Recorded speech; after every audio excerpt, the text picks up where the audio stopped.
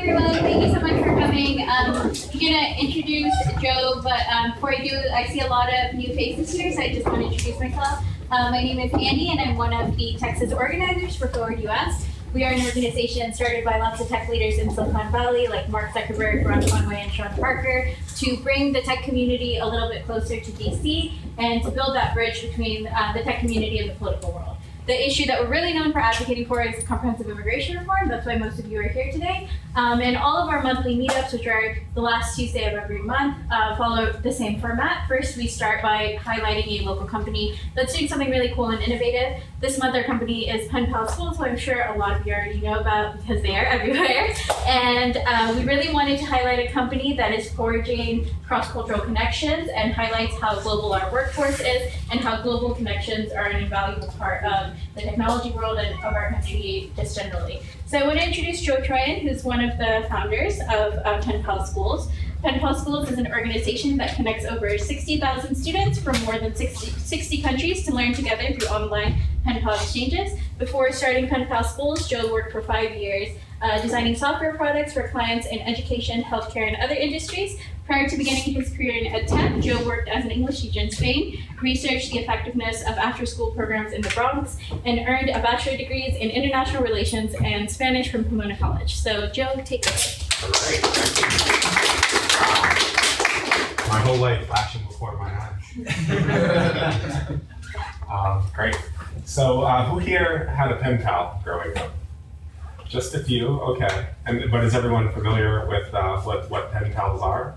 Mm-hmm. Cool. So at Pen Pal Schools, we've taken a tried and true concept that everybody knows and loves in pen pals that people have been doing for a long time. And we've really innovated on it in 2 ways. One with cool technology. So instead of writing letters, now pen pals are communicating back and forth through our app.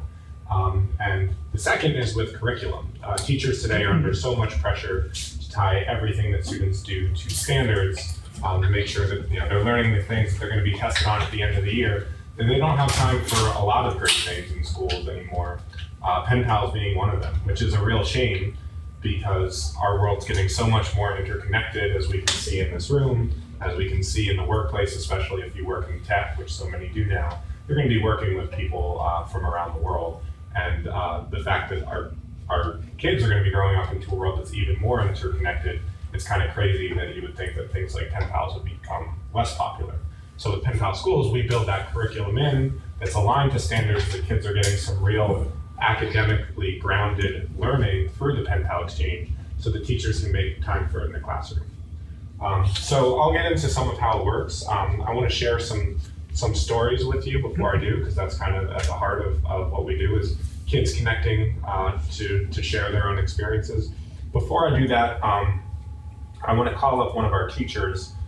She's over in New York, and she's been with us from the beginning. Her kids have connected with students around the United States and around the world. I'll turn it over to her to tell her story in a bit, but I just want to have her here in the background so she can kind of join us through the rest of it. So.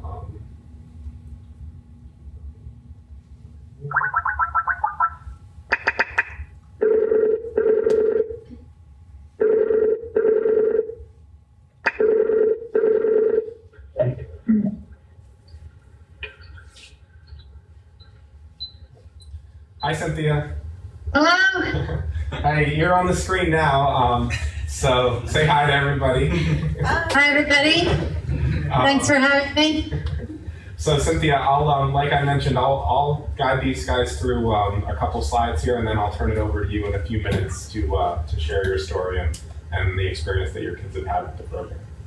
That's wonderful. I'm seeing things. That's good. Yeah, I don't have my camera on because then you'd be looking at kind of something below my face and it'd be a little weird. Sounds good. Okay. Yeah, but I've got you up here when the time comes. But I'm switching the camera off, so the camera's off you now, so don't worry about us all watching you while I speak. So before we turn it over to Cynthia, I thought I'd start with a couple of stories from some of our pen pals around the world that have shared a lot of really incredible experiences. This is an email that I got from a a guy named Mr. Sungu over in Kenya. He works at an orphanage for girls who have lost their parents from AIDS. And I got this incredible email from him. It was much longer than this. The Africans tend to write very long emails. But just an incredible email that I've heard this type of sentiment a lot, where students around the world tend to put, especially ones that are disadvantaged, ones that have been through things that many of us will never even begin to understand around losing a parent through AIDS, they kind of feel separate from a lot of the rest of the world. Like they don't have a sense of belonging, and they're inferior, and they really lack a lot of self-confidence. And for these students to connect with Americans, to share their experiences, and for those Americans to be so eager to learn from them about their lives, about their perspectives, not only on growing up in a difficult situation, but on community and environmental challenges and poverty and technology and all the other topics that they discussed through our curriculum, these students really felt valued. And it was a great thing to see for them, for American students who they put up on this pedestal, to want to connect with them and learn from them. And it's that two-way learning that we're all about. So this was one of the best emails I've ever gotten. We get a fair amount like this, but not always this good. So I wanted to share that with you. Second one's a little bit less of a tearjerker and a little bit more fun. We connected a class in Guadalajara, Mexico, with students in the United States in Ohio for an English and Spanish exchange. And so the kids in Ohio are learning Spanish, and one of the girls in Ohio, Emily, she wrote and asked if all Mexicans really live in mud huts, if they all eat Taco Bell every day and play with Mexican jumping beans. And as you can imagine, her teacher just had this terrible cringe moment, like, oh my God, what did my kid just say? But her pen pal in Guadalajara, Tona, responded and practicing her English. So it's a two-way language exchange. They're helping each other learn. And Tona broke down every one of these stereotypes and just said, here's what life is really like in Mexico. And they talked about, they brought the whole class together to talk about stereotypes, both for Mexicans and for Americans, how we're all fat and eat McDonald's every day and drive SUVs. And some of those things might be true. They turned this cringe moment into a really awesome learning experience through the context of an English language exchange. So those are just a couple of the exchanges that are happening all over the world now through Pen Pal schools. These are teachers that have signed up since we launched our new app on January 15th. New app, I should mention, thanks to our CTO, the guy that builds everything and makes the entire thing run, Miguel Vasquez, himself from Saltillo. So this is the man, the myth, the legend, who makes it all happen. I've worked with, like you heard a bit about my background working in technology in New York, worked with many developers, but never any as skilled as Miguel. So a real testament to, I think, what Forward is all about. You couldn't have a better example of Miguel coming here and doing great things. So thank you, Miguel.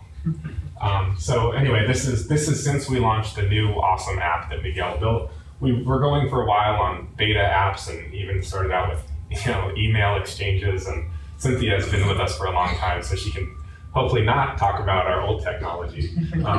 But now we've got this new app out, and it's growing like crazy. We've now got over 60,000 students in more than 60 countries, and partnering with nonprofits and other organizations around the world to grow much quicker in the coming years. So we're very excited.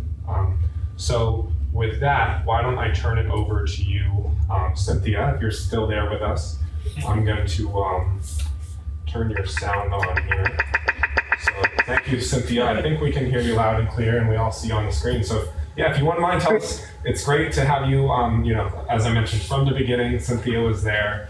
She's seen us grow. She's kind of, if any of you are in the startup world, she's dealt with some of the growing pains that all startups deal with, but handled it with grace the entire time. And I think her students have benefited from her patience and from what we've been able to provide together through the work that we're doing, and also her providing more for her classroom. So Cynthia, would love to hear about how you came across us and the experience your students have had with Pen Pal School.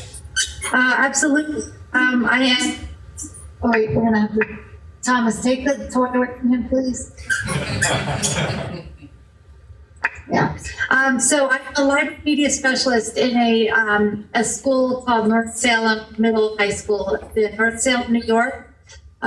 Small, rural, homogeneous, pretty insulated school, even though it's in Westchester County, which is sort of affluent county in New York.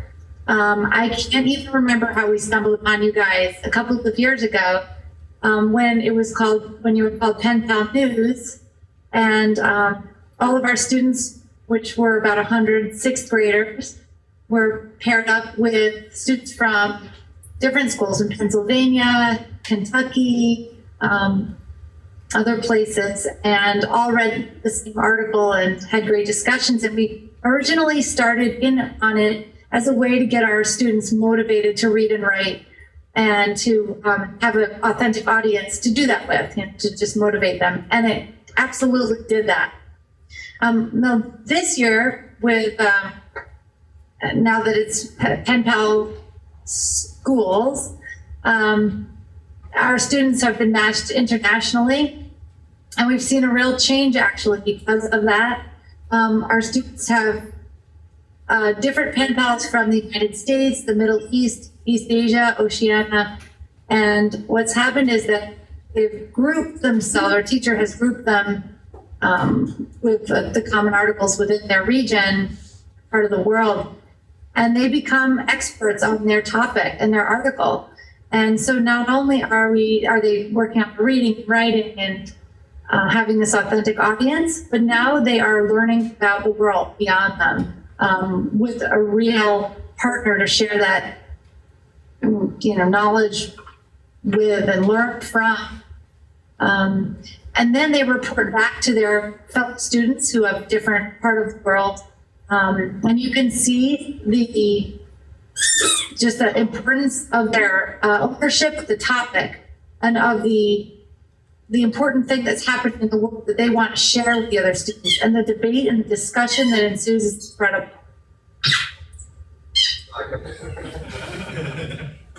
Sorry for this toy. So in terms of a cultural exchange, it's exceeded expectations of just reading and writing, having a great, authentic audience. Thank you. The students have also, we've seen them go on their own to find art videos on their own to run in and bring them and say, you have to watch this video. It's about the topic we were talking about. It's really exciting. We've had other teachers and administrators sit in and they're blown away with the way the students are talking about current events in a way that they haven't ever done before. So it's been very, very exciting. Very easy to use, and I think since the beginning, one of our favorite parts of your organization, of Pen Pal News and now Pen Pal Schools, is that there's always somebody on the other end of the phone or email. Incredible, and I agree that the new app is very easy to use. Thank you, Cynthia. I really appreciate hearing all that, as does our head of teacher support, Mike Monroe. He's the man. he's the man at the end of the line at all times. Yeah. So I told my colleague Lynn Caldwell, who's the English teacher, and that I was speaking to Joe. She said, "What about Mike?" I said, "Make sure Mike knows how great he is." It's like, okay, I'll tell them. That's awesome to hear, because most of the time Mike is working with teachers, it's because something has gone wrong. And I'm sure anyone that works in startup has those experiences. It's easy to kind of doubt what you're doing because 90-something% of your customer feedback is always a complaint about something that's gone wrong. And so for me, and I know for Mike, it feels really good to hear you hear your praise. So thank you, Cynthia. Absolutely. Do you want me to? I'll keep you on if you want to hear any of the rest of the presentation. I'd love to. Thanks. Okay, great. I would actually, maybe I can share my screen with you. That's a thing, right? All right. Does anyone know how to do that on Skype? Not on Skype, unfortunately. Share screen. All right. Done. All right. So Cynthia, you're going to see the rest of the presentation. You see that nice map? I do. Look at all those dots. Yeah, you're somewhere in this blob over here. So great. Just briefly overview of how it works. You can learn a lot more on our website. We connect classes, so Cynthia with another teacher typically around the world, and then pair every student one-to-one with a pen pal in that other class. Sometimes the numbers don't work out, and so as Cynthia mentioned in her current case, she has students paired with students all over the world. And there's a benefit to both. Sometimes it's nice for an entire class to all learn together about Uganda, and sometimes it's nice for the students to become experts in their respective areas and come back and share with the group. So we've heard both. So we handle all the matching, we make everything super easy.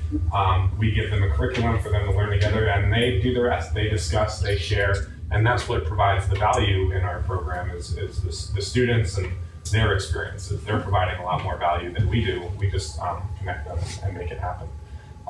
Technology, as I mentioned, Miguel making all this happen, apps for mobile, apps for desktop, all designed to be, the communication is all written, all asynchronous. You don't need a super high-speed internet connection, so you can have, I'll jump ahead like 5 slides, or just 2 slides. Like this class in Ghana, for example, they have one shared laptop, and the internet comes on once a week when they get power. They can still have an awesome experience because you don't need a high-speed broadband connection at all times. They've all got their letters written down in their notebooks. They line up to use that laptop and send them when the power comes on, which is pretty cool to see. Hopefully we'll be seeing less of this now that we're partnered with Dell, and we'll see a whole lot more devices out there in the world. And then the curriculum, standards aligned, kids are really learning. We've got an awesome curriculum developer who's not here today, named Mark Danforth, teacher for like 9 years. He's got his master's, he's taught at every level. We have other people helping out, interns at the UT for any startup here in Austin, you know how important that is. So we put a high focus on creating curriculum, learn about poverty with pen pals in India, technology with pen pals in China, environment with pen pals in Africa, or practice Spanish with a pen pal in Ecuador, or Chinese with a pen pal in Beijing. Meanwhile, those kids are learning English, so it's always a two-way exchange. Even in the United States, our new Decision 2016 course, we'll be connecting kids from red states and blue states across the country to talk about immigration, to talk about healthcare, to talk about the economy. We did this back in 2012, and the cool thing was a lot of times they were much more civilized than their parents were. And actually, we recently opened up the platform to adults, since there are many adult learners that want to learn languages and things too. Something for our tagline for the Decision 2016 course will be something like, adults are welcome as well, provided they behave themselves. So, and then just going back to our mission, we're a social enterprise, so we're working to promote cultural awareness and literacy around the world. That's what we started out to do, but the cool thing is that students are taking this in so many directions with other topics. So they're talking about women's rights, and so we've got girls in Afghanistan being empowered by learning about what other girls around the world are doing, or environmental sustainability and kids talking about what they're doing in their communities to fight global warming, and so many other issues that our community is passionate about. So really when we bring people together to share their lives and experiences, they take it in many different directions, which has been awesome to see. So if you're interested to learn more, check us out. If you know some teachers, tell them to sign up. If you want a pen pal of your own, now you can have one because we opened up to adults. So check us out at penpalschools.com. I create a little trivia game, things to like play and learn about stuff going on around the world, but I know I've already gone over my time. So, but anyway, thanks. If you want to do a couple questions, that's fine. Yeah, you guys want to do a little trivia game? All right, so take out your phones and go to a web browser and go to kahoot.it. So that's right up here. And these guys are another Capital Factory company, right? Okay, that's an H. Recently moved here. That's an A. Kahoot.it, right.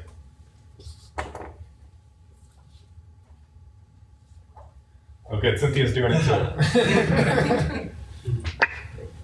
Okay, ready. All right. Don't worry, you've got another minute.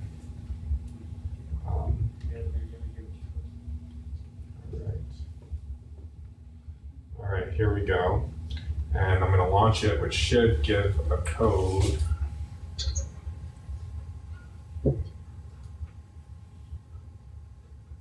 Okay, so does everyone see that code on the screen? Mm-hmm. Go ahead and type that in. 367, what happened? 367439.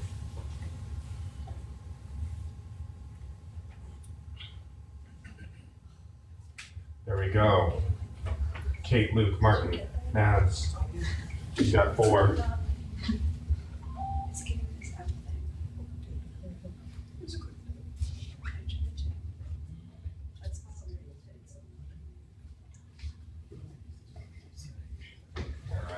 You need a fake name so we don't embarrass her. All right, everybody in? Anybody still logging in? One more?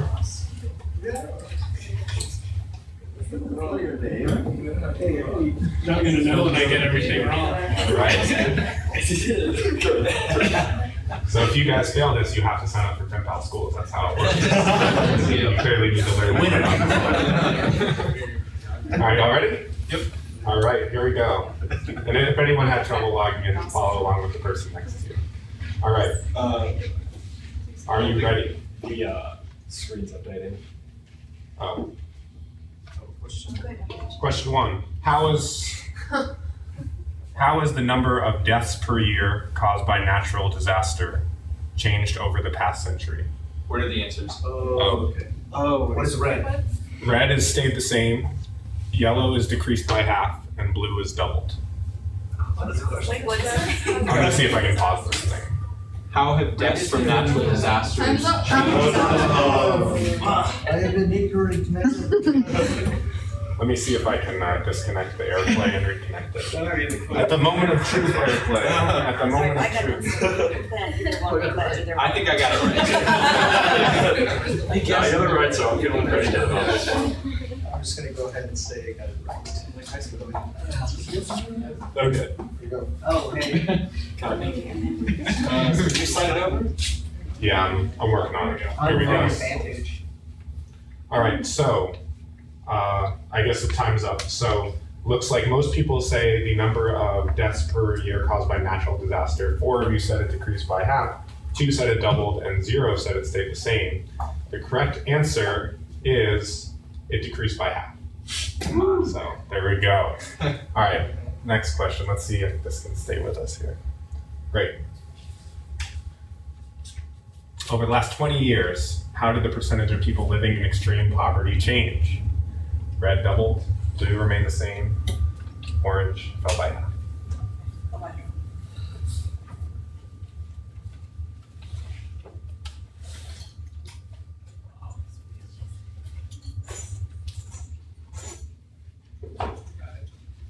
Okay, let's see what we got. 11 of you said it doubled. Okay, and then 8 said it fell by half, and this 4 said it remained the same. 8 of you were right, it fell by half. That's good. All right, anybody 2 for 2? Nobody's 2 for 2. You woke up, okay. Teacher's son dogging the homework. All right, so nobody's 2 for 2. That means you're all taking Pen Pal Schools. All right, question 3. In 2014, which country was estimated to have the longest life expectancy? Japan is one option, that's blue. United States, red. Monaco, orange, and Norway, green. I can tell.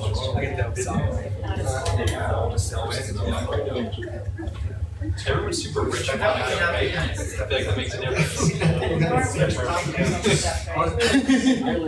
All right. So we've got 11 for Japan, 11 for Norway, no faith in the United States, and 1 Monaco. Who said Monaco? Who said Monaco? Oh, the guy that already knew the answer. It is Monaco. They passed Japan in 2014. Yeah, according to the CIA, so trust them. Joe, could we call it after That's like because 5 nobody questions? lives in Monaco. Sure, yep. We've done 3 of 6 questions, so if you want to do all 6, you want to start now. It's already You can phase them. Yeah. All right, which is the fastest urbanizing continent in the world? Is it A, South America, blue, Australia, green, Asia, or orange, Africa? fastest urbanizing continents. There should be a ton of excellence like this really quick. This isn't the one to be a millionaire. We don't know. All right, time's up. Most of you said Asia, and you were wrong. Only 2 of you got it right. It is Africa. Whoa. Yeah. Urbanizing quite quickly. Okay, as of 2014, this country, class, as of 2014, this country had 22 nuclear power plants in operation and 22 under construction. Red France, blue China, orange USA, or green South Africa. I'm stuck at the old one. All right, correct answer for that is China. Although France actually gets more of its power from nuclear than any other country. France gets 75% of their power from nuclear. All right, and last but not least, as of 2012, what is the most popular sport in South Korea? Is it red, cricket, blue, badminton, orange, baseball, or green? Can you give the answer? Yes. If I get this wrong, I'm just gonna. Just give us a passport. Baseball. Soccer's always a safe choice. All right. Looks like a pretty even distribution, but 6 of you got it right. It is baseball. Some of you will be familiar with green. Joe, our students would love this. Yeah, well, unfortunately, they probably don't. They wouldn't love it that much. This isn't our app. Just stick with pen pal. Yeah, this is called Kahoot. KAHOOT.IT. They're another company that's recently joined up here in the Capital Factory, and it's a whole lot of fun, as you can see. And it's also a whole lot of fun to learn about the world. So you can have a good time and learn things simultaneously. That's what we're all about. So anyway, thank you very much. Hope you enjoyed it. Thank you.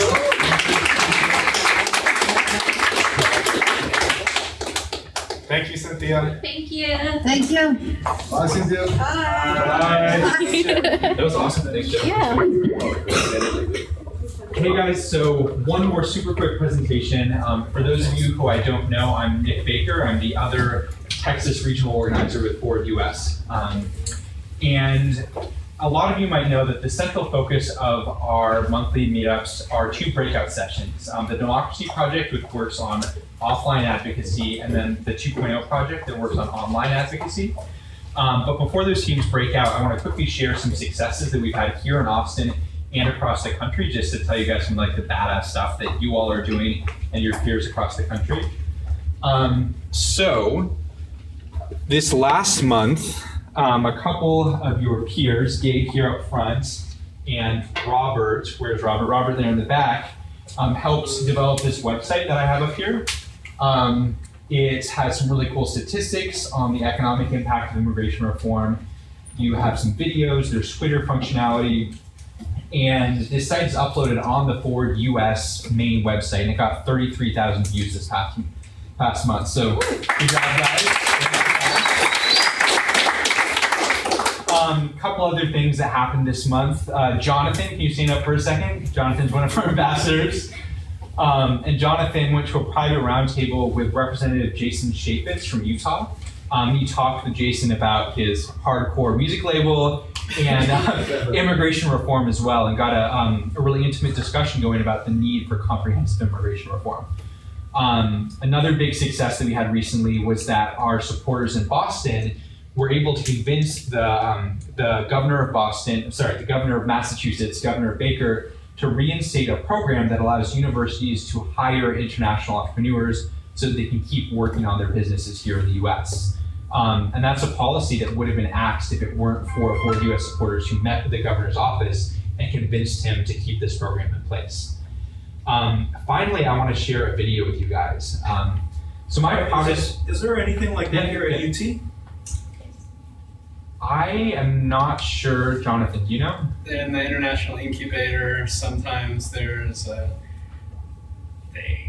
So IC squared or something? No, there's an international accelerator that funds people to bring their companies from abroad here, and sometimes part of that program is figuring out how to work around or with the U.S. immigration system.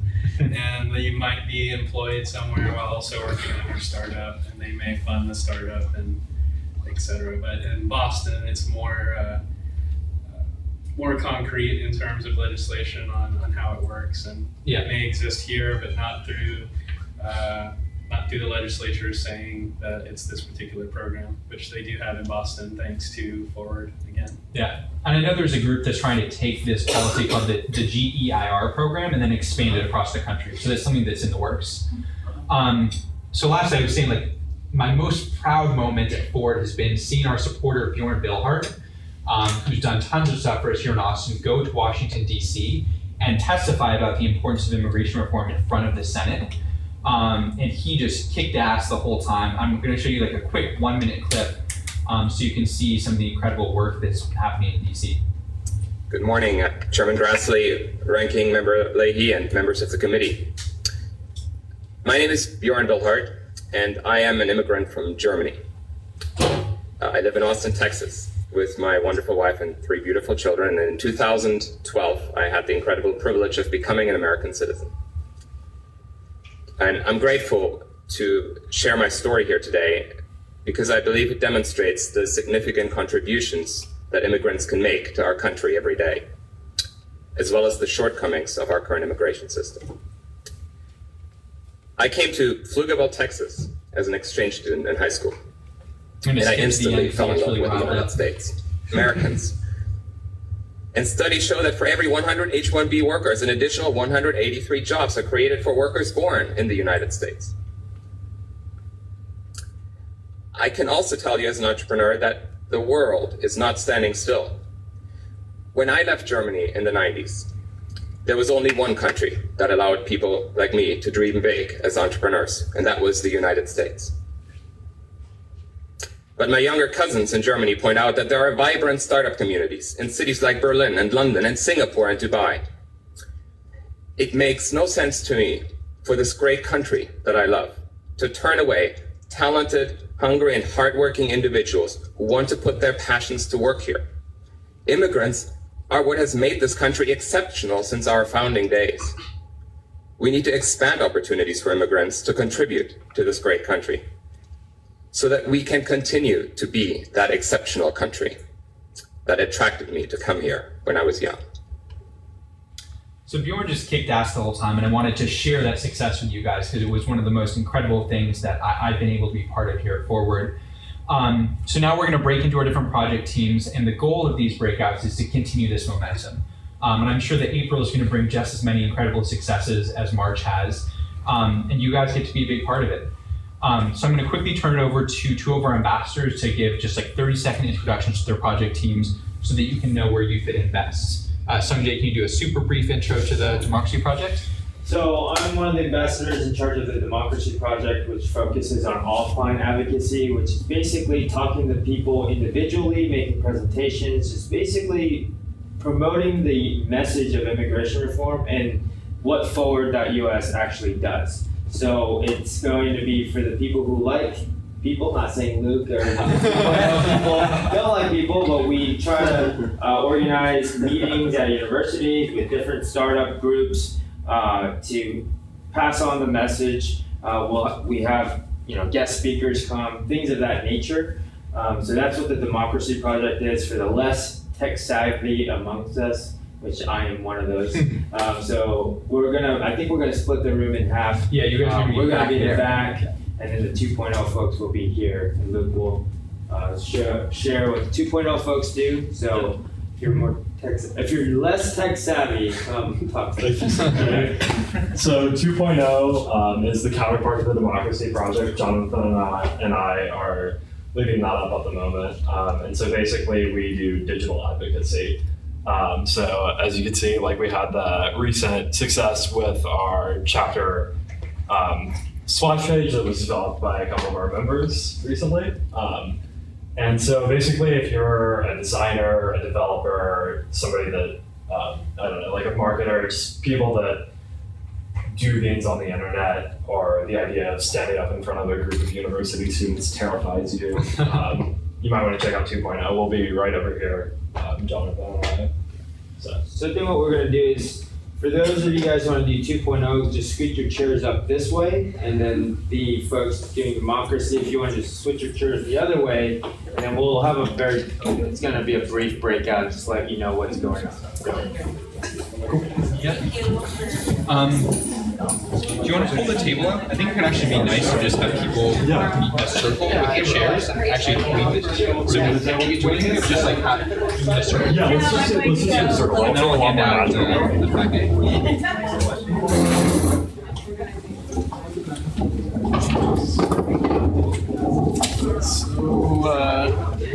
We'll get more. All right. Success.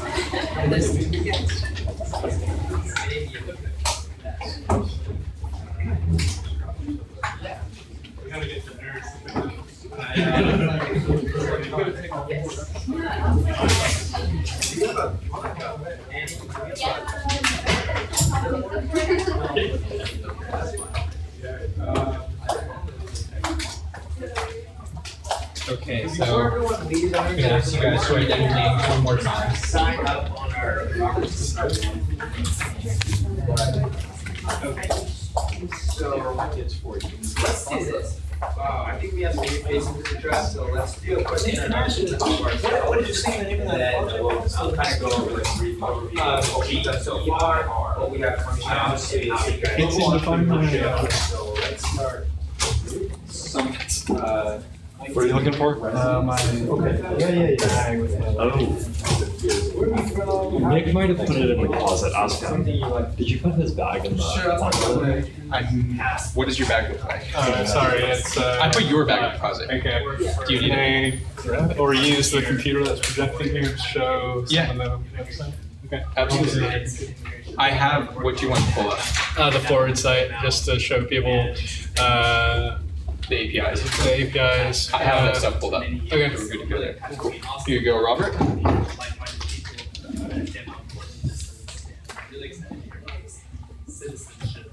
want to move on up? Yeah. Circle? Cool. So how is everybody doing? So far. So I figured we could start off by just going around introducing ourselves. I have our awkward icebreaker for the month. Can we expand the circle? All the tech people can get in. This.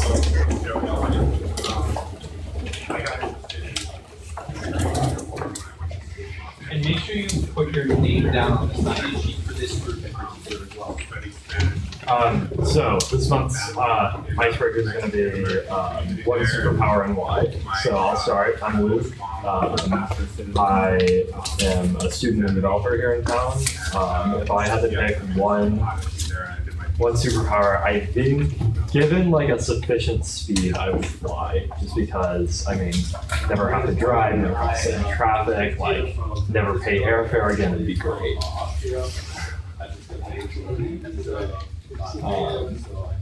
My name is Robert. I don't know what to say, but I know my superpower is probably regeneration.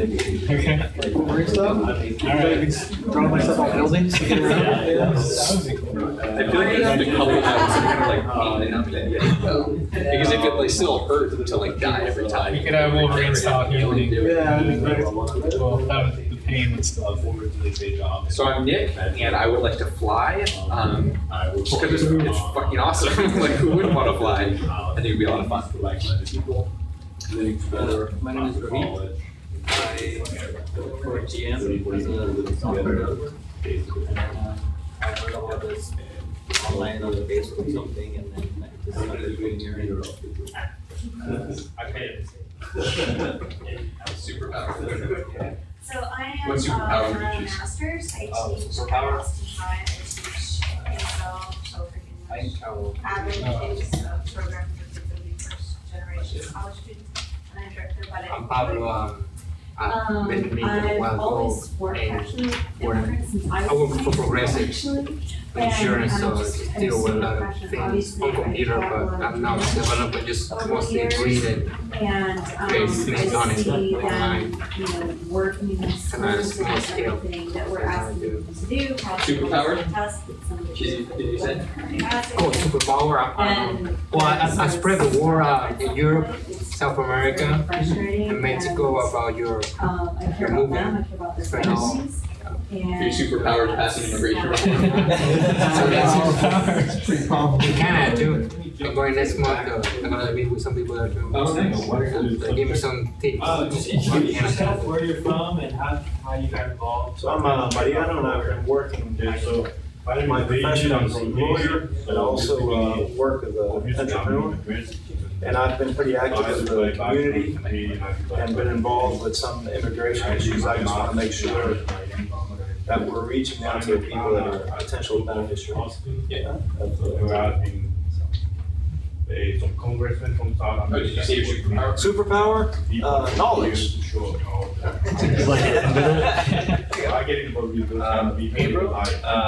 I think one of my superpowers would be along the lines of speed. The Flash taught us that we can go backwards in time or forwards in time if we go fast enough.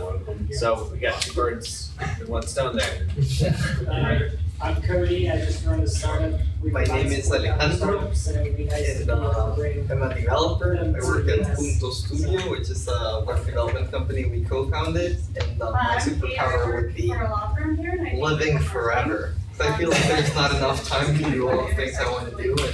Ooh, might have to change mine to that. A couple more years.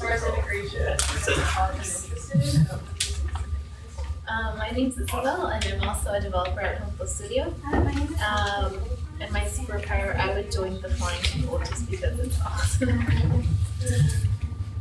My name is Marco. I'm also a developer. My superpower would be to read people's minds.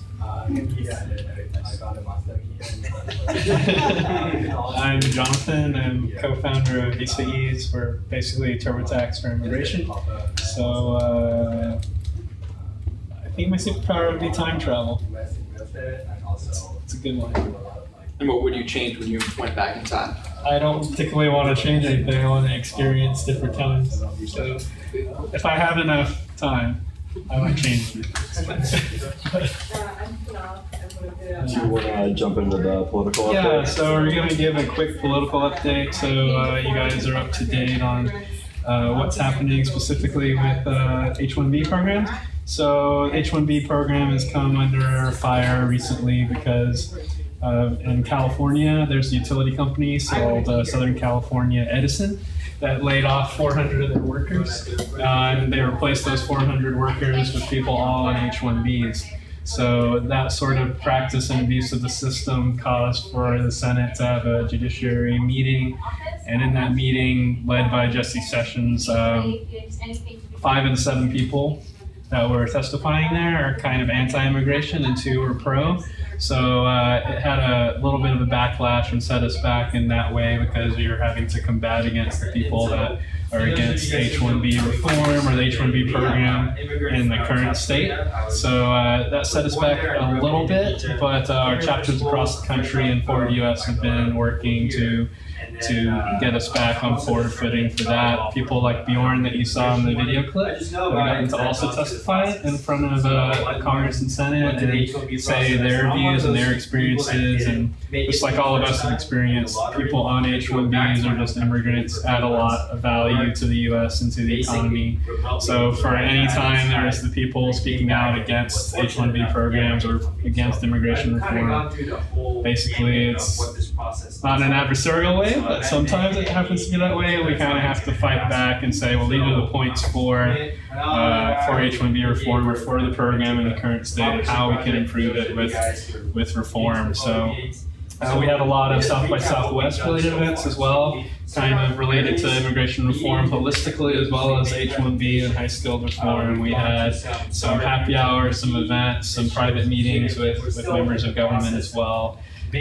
Contact out on the National Day of Action, which the website that Nick showed was also in relation to helping people find out about that, and also stats to share. So that helps give people that evidence and that backup that if there's somebody that says that the H-1B program shouldn't be expanded or changed in a certain way, you kind of have the stats to back it up quickly of just check out this website, do this, and 33,000 people did that, which has been pretty great for us. And another thing that happened that Nick also mentioned was in Boston there was the program, the GEIR. There's equivalents in other parts of the country, but it got repealed and then reinstated because of the Forward US Boston chapter. So it's a pretty big step forward in that there's actual local support for immigrants starting new businesses there. And there is a chance, a really strong chance that immigration reform, high school immigration reform can pass this year. It's not going to be as easy because of things like what happened in California, where we have to combat against the abuses in the system, which part of immigration reform will be making those abuses harder to come by. But so it's up to us to do things like amplify the benefits through websites, through reaching out, through advocacy efforts, which is what kind of our two teams here are structured to do. So take it from there. So going off of that, action-wise for the next month, we have a handful of really exciting opportunities. I know within the next couple of weeks, we're going to do a hack night here at Capital Factory, where we'll bring in everybody that wants to help, spend a few hours. We'll figure out the exact days that work best for everybody, but spend a few hours like getting something really cool. And we've got a handful of opportunities that we could go with that. And as always, we are open to changing any of them or like going down another route, very member-led. So I think the first one that I think is Nick's idea originally, which was related to Bjorn's Senate testimony, is both sides in the immigration debate have very strong statistics. And there is no ironclad argument on either side of the table right now. And there's kind of a need for a resource for those statistics, stories of individuals behind those numbers. I think statistics go so far, but when you can hear the story of somebody who is a part of that statistic, it's much more relatable. So sort of some sort of resource to create much more of an ironclad argument. Do you mind if I chime in there? No, yeah, it's your idea. So yeah, over the course of the last month, like Jonathan was saying, there's been a lot of debate about high-skilled immigration reform, and whether or not there's really a need for more high-skilled workers, whether or not they create jobs or take them away from native-born Americans. And one thing that was really telling for me is that at this Senate hearing, there were 7 people testifying, and they were all asked the question, is there a need for more H-1B visas? Is there a shortage of high-skilled labor in the United States? And everybody went down the line, and everybody had their own statistic to cite, their own view on the issue, and half the people said yes, half the people said no, but everybody had a statistic. And I feel like if you're not well versed in the issue, like Jonathan is, like every day he sees people going through using visa ease, tax for immigration, using visas and contributing to the US. Like he knows the truth. But the people who aren't as well versed don't know which statistics to trust. And so I think there's really a need for a resource that unpacks those statistics, like a myth versus fact kind of thing, where you have, like Luke was saying, an ironclad argument where anybody who visits this page understands like what is the truth behind all these statistics, so that nobody can debate with them. So that's where that idea came from, just to give some background.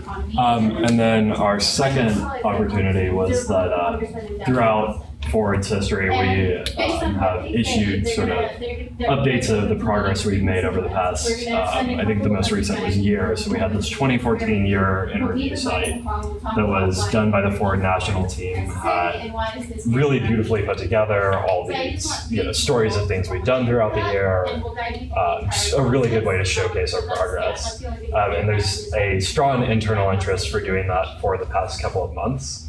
And they have following our success recently with this mini site, the past one, they have extended an offer to us that if we wanted to take some of their previous code, modify it, come up with our own stuff, we'd have access to their code base and just be able to do something really cool to showcase the national success over the past few months. So that is another option. And then I believe that our third option or opportunity was, Nick might have to help me out here. You can update an existing project. So yeah, just to polish what we did last month.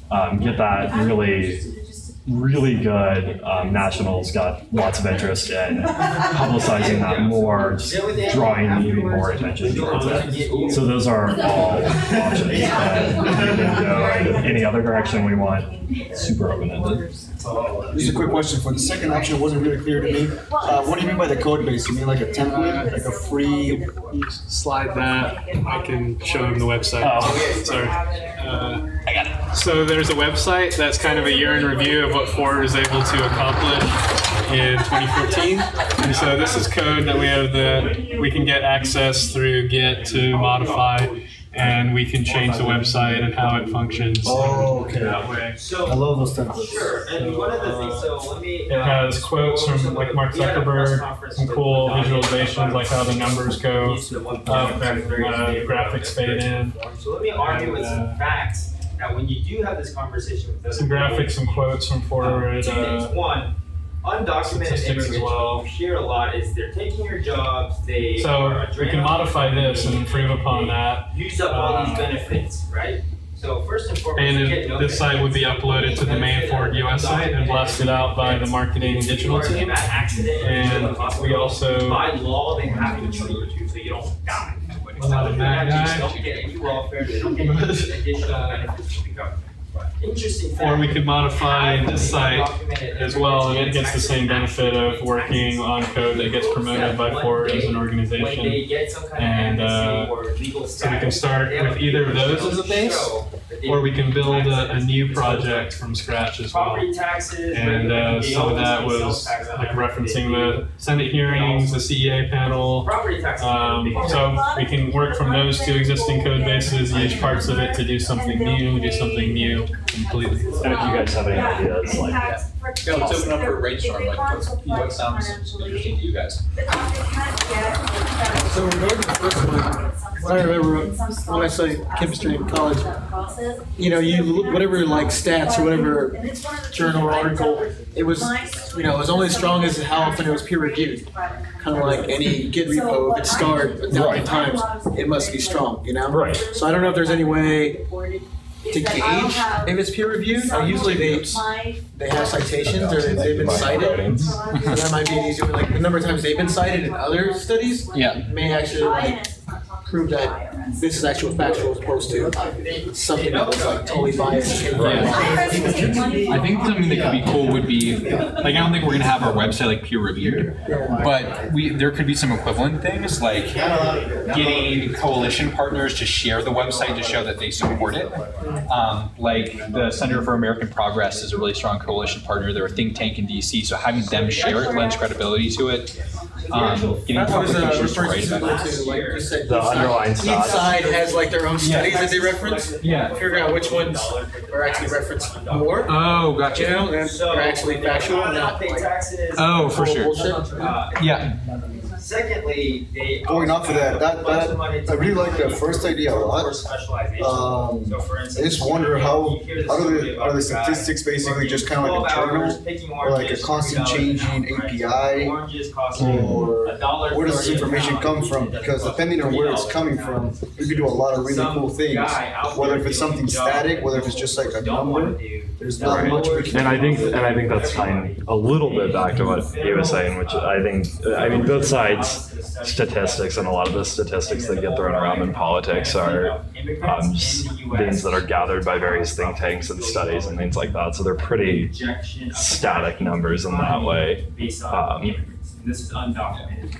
But yeah, if there's some way to like live visualize data, that'd be really cool, but I'm not sure if that resource exists. But there are things you can do even with static numbers. Yeah. Like on the 2014 site, when it scrolls down to that first set of statistics, they all like tick up right away. So I think there are some. And I know we did similar stuff with the sort of cost counter of some of the immigration blocking that was going on locally. I have a question. Yeah, they just read it out the fact and then just calculate from there. Just made a job. With the second website, the one you guys have right there, how much more success could we have with it if it was redone or like improve the design, improve a couple of things, add more stats? Do you think like we can, would it make an impact to continue working on that one? I think so, and I think we could also combine some of these ideas. I think we could have more statistics and stories related to them and sort of resources there that could be a component of it.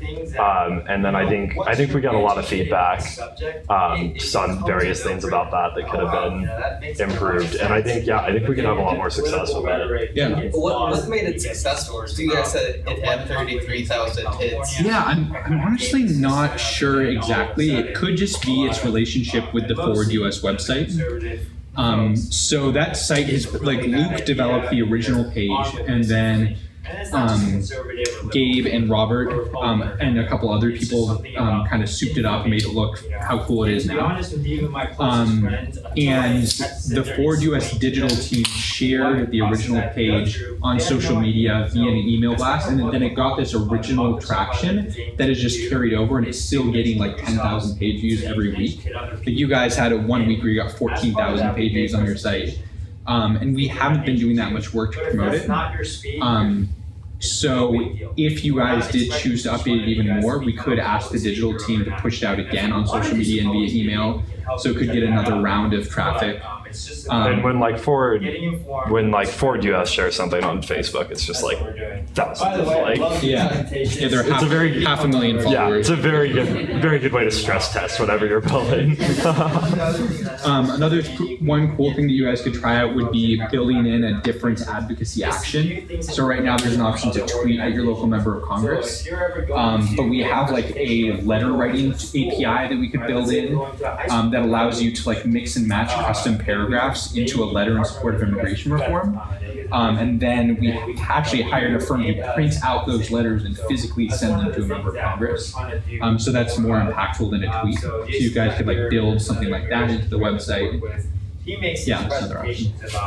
So we built it. They had their own backend, but we did it for a hackathon, and I made the backend on Rails, and they didn't use a lot of the backend. So I also put Banjo in there, so you can email, and you can Twilio it. I put that gem in there, so they could get the call or a fax. Oh, that'd be sweet. It's just really just spamming the congressman. I don't know if that's like an effective way. It is. You have. And I'm new to this, so this is a question, but the stuff you guys are doing is spectacular. One of the things that I see from the outside is, okay, so you have technology, that you can use. But it seems like a lot of what we're doing, or a lot of the message, is kind of like in a resonance box. Yeah. That we're only talking amongst ourselves. So do we know why people, I have some intuitions as to why people are opposed, to immigration reform or to high-tech immigration. Maybe one of these issues could be, and I'm right out there that they claim that H-1B visas, actually drive down wages, or things like that. But from a messaging standpoint, do we know what we need to address? Because, let's face it, there's going to be people that are going to believe whatever they want to believe, regardless of what facts or what statistics you put out there. Yeah. Right? So it's kind of like in a way, kind of like an irrational. There's some people in the middle that you can reach with some messaging. And then there's the people, that support this already. Yeah. So do we have any studies or anything as to, what the people in the middle believe, or what the opposition is? And be able to, the action is be able to reach them, because they're actually the critical mass. Yeah. So I have two theories, which are just based on my experience working on the issue, so I can't cite a study or anything, unfortunately. One thing we have found, though, is that support for immigration reform is broad but relatively shallow. that something about like 75%, I can't quote a study here, something like 75% of Americans support comprehensive reform, given how it's defined. But they're much less likely than the xenophobes who don't support reform to go out and contact their member of Congress. So a lot of the work we do is story sharing to make people feel more passionate about the issue and have an emotional connection with people who are affected by the policy. Immigration is often ranked in terms of people's priorities, voting, action-wise. It's much lower than many other issues, which is, so getting that higher is one of them. Yeah. And then my other thought would be that jobs are the way to go about it for the people who don't already agree. Because I think that unfortunately there's this narrative that immigrants steal jobs, which Jonathan was saying you saw brought up this past month. It's still very much out there. But there's a lot of data to show that immigrants actually create jobs. I think that a site that does a 1-2 punch of like featuring 1 or 2 stories like Bjorn's of people who personally are creating jobs, and then statistics that back up that like Bjorn's awesome, but he's not unique. There are 10,000 more Bjorns across the country. You then get that emotional connection with that person. You're like, oh, like I understand this story. And then if you can like unpack a statistic that shows that he's not the only one, then you're like, oh, like we need more people like him. So how do you counter, and I'm playing devil's advocate. Yeah. How do you counter the argument? Which is pretty straightforward, which is what they make. If you have 10,000, IT engineers in the U.S., the wages are going to be X. If you have 20,000, those wages are going to be because it's the law of supply and demand. How do you? I think Bjorn's argument is good for that. Yeah. Fit on the right. The argument I frequently hear brought up in response to that is that the labor market isn't a zero-sum game, that there's a set amount of jobs and some people take them and other people lose out. It's that as more people come in, they push money into the economy, create new jobs. Bjorn mentions in his testimony, if I can find the right person at my company, and it's not just X person with a STEM degree, it's X person who has the skills, who fits the culture, who I get along with, then my company is going to be so much more successful that I hire 5 or 10 people the next year. So just more and more jobs are created. It's not that everyone's competing against each other. And there's data to back up that argument. But that argument is more complex. Yeah. Yes. How can we represent that? I'm worried about I'm concerned, about the messaging and then how we implement that in terms of the technology. Yeah, I think that's a really hard question, but I think there's a big opportunity there that if we can think of a way to simplify that argument and make people feel it, that boom, you change the narrative. But figuring out that messaging. Like what's an analogy that we can use? What's a simple analogy? Mm-hmm. So, but I think one of the key things that we need to do is to counter that argument. Hey, from 10,000 engineers to 20,000 engineers, it's going to reduce wages. Yeah. So how can we come up with simple analogies, or a good storyline to counter that, and then use all the spectacular stuff that you guys are doing to get that message out there and to spur action? Well, if I could speak out of experience, I think a lot of the discourse falls into the lines of employees, like immigrants and employees coming in. But coming from Florida and Miami especially, most of the small business owners and people that invest money in the economy all come from South America as investors. So not as employees, but as people that either are an export-import that open small shops that either buy fruits and different produce things and sell them in Florida. So I think maybe gearing the argument towards that angle as less immigrants as employees and more immigrants as employers, investors, could possibly gear that discourse to a different direction. Because it is true. Right? If they drop the wages in their industry, but they also created 100 more jobs each, you just spun it where across the board is more jobs. Well, there are statistics for the amount of jobs created by immigrants, or that most of the growth, even in startups, is from companies started by immigrants. And then we could cite that, and that's a different angle of it. Is you're not taking away jobs from a fixed size pie, you're growing the pie instead of cutting up the pie. So it depends on if you want to think of things as always staying the same and dividing up the pie, or if you want a bigger pie, so divide with more people. If you grow the pie big enough, it's better. Yeah, but I'm just saying, you know, because if we get into statistics, everybody's going to be able to toss around statistics. Yeah. And people know Other things that are coming up. Well, the hard part with, there's also the emotional argument you could do with getting interviews from people that have their own stories of why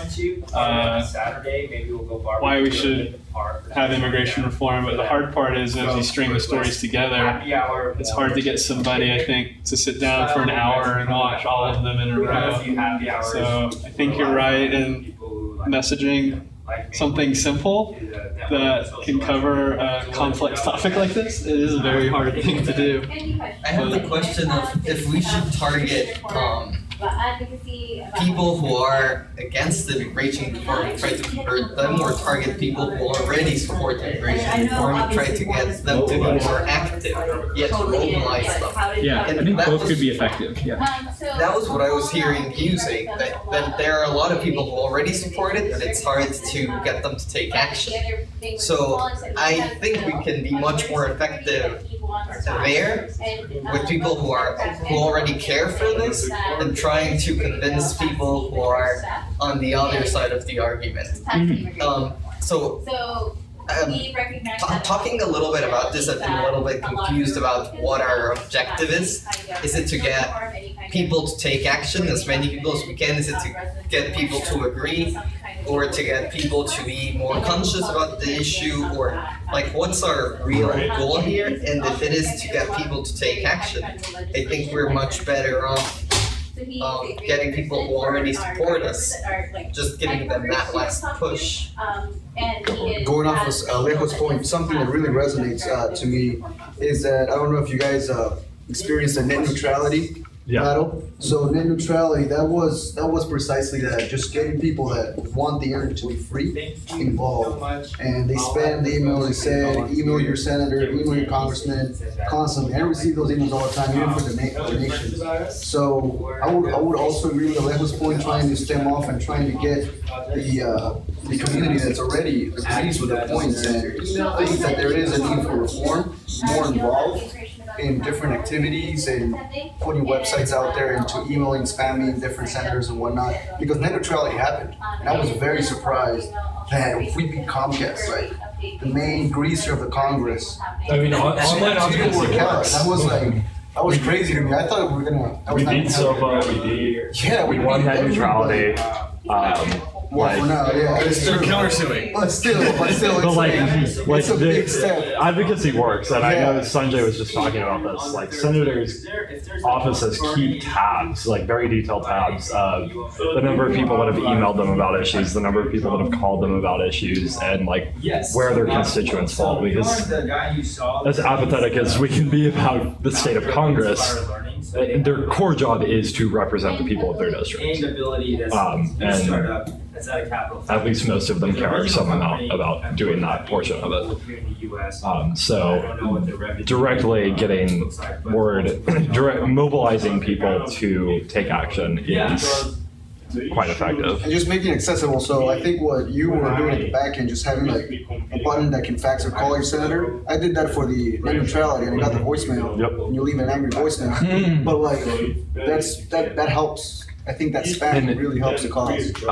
Forward has like an API, like he said, that'll let you send, I forget what the service is, but let you mail a physical letter from Do you want me to super quickly demo our tools? So all these tools that we see the show are backed by an API, so you can do things like based on your location, your zip code, it'll figure out who your representative is and who you should contact, and they have a database of email, fax, physical address, and integrations with like LOD where you write it's log. And it will postcard mail a letter based on what you have. But all that that is kind of fronted by a pretty UI. You can also do through API calls. And so forward, because people in our organization have a really long history of political advocacy and being involved in campaigns. It's kind of a play sheet of what actions are worth more. So I actually built out a lot of the front end tooling on this. This tool it presents you with a letter with some pre-filled content. And then, yeah. So like I was responsible for this feature, but it gives you some help, but then like this letter will take all your data, compile it into a call to lob, and then by the end of the week, our congressional representative should have this letter. In recent times, Is that actually oh my god. You're an admin, Nick, so you can actually reject your own letter, but I'll do that later. And this right here, is that built into other, so is that integrated with other social media or anything like that, or do people have to go here? So right now they have to go here, but we have exposed an API, which is basically a tool set that lets you build in this kind of functionality into another application. Do you want to demo selfies or not? I don't think we need to demo selfies. I got a stupid idea. If you really want to go, What if we determine a priority of what we want people to do, and we include in that some kind of gamification incentive?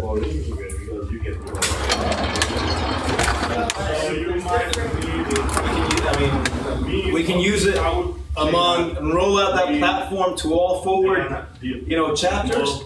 And then also to the people that we're trying to reach.